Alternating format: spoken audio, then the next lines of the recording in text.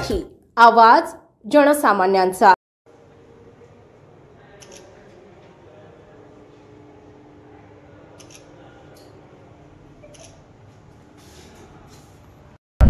खासदार बजरंग सोनवणे यांनी पत्रकारांबद्दल जे अपशब्द वापरले ही बाब निंदनीय आहे आणि निषेधार्थाची बाब आहे।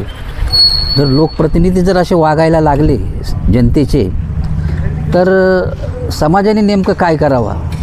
आणि पत्रकार हा एक चौथा स्तंभ आहे लोकशाहीचा। जर पत्रकारांवर जर असे आघात व्हायला लागले तर अशा लोकप्रतिनिधींना तरी काय करायचं।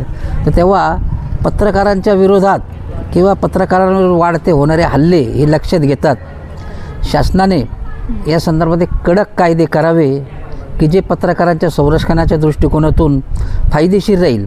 आणि जे कोणी लोकप्रतिनिधी वगैरे असतील हे जे पत्रकारांबद्दल अपशब्द वापरत असतील तर लोकप्रतिनिधी म्हणजे काही शहाणे अशातली गोष्ट नाही, परंतु काहीतरी कुठंतरी आपण खूप मोठे हे दाखवण्यासाठी पत्रकारांबद्दल अपशब्द वापरणे ही चुकीची बाब आहे।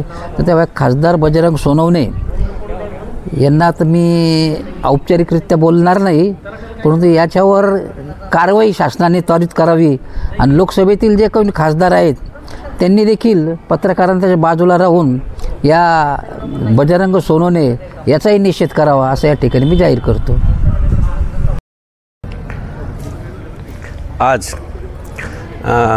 बीडचे खासदार बजरंग सोनवणे यांनी आपल्या पत्रकाराबद्दल जे अपशब्द वापरलेत ही बाब निषेधार्थ आहे। याबाबत आज आपण सगळं पत्रकारांच्या वतीने पोलीस निरीक्षक व तहसीलदार यांना निवेदन देऊन त्यांच्यावर कारवाईची मागणी केली आहे।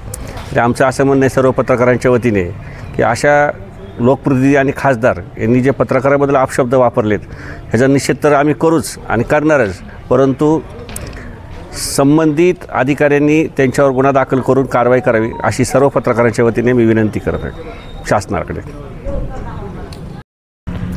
दौंड तालुक्यातील सर्व पत्रकारांनी आत्ताच तहसीलदार आणि दौंड पोलीस स्टेशन यांना एक निवेदन देऊन या राज्यातील लोकसभेचा एक प्रतिनिधी लोकशाहीच्या चौथा स्तंभ म्हणून गणल्या जाणाऱ्या पत्रकारांच्या बरोबर अभिभाषा वापरतो आणि आपली राजकीय मस्ती थोडक्यात तो शब्दातून व्यक्त करतो। याबाबतचा दौंड पत्रकारातील सर्व मित्रपरिवाराच्या वतीने पहिल्यांदा निषेध करतो।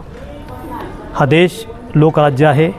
लोकांनी लोकांसाठी चालवलेल्या राज्यामध्ये प्रतिनिधी म्हणून लोकांनी त्यांना निवडून दिलं असलं तरी वैयक्तिकरित्या त्यांनी कोणाच्याही स्वरूपाची टीका टिप्पणी करणं ही बाब अतिशय गंभीर आहे। पत्रकार संघटना याबद्दल तीव्र निषेध करतीलच, पण लोकसभेतील जे दुसरे लोकप्रतिनिधी आहेत, विरोधी पक्षनेता असेल, त्यांनीसुद्धा याबाबतची दखल घ्यावी आणि याबाबतचा जाब त्यांना विचारावा अशी दौंड पत्रकार सर्व मित्रांच्या वतीनं मी मागणी करतो आणि झालेल्या घटनेचा तीव्र निषेध करतो।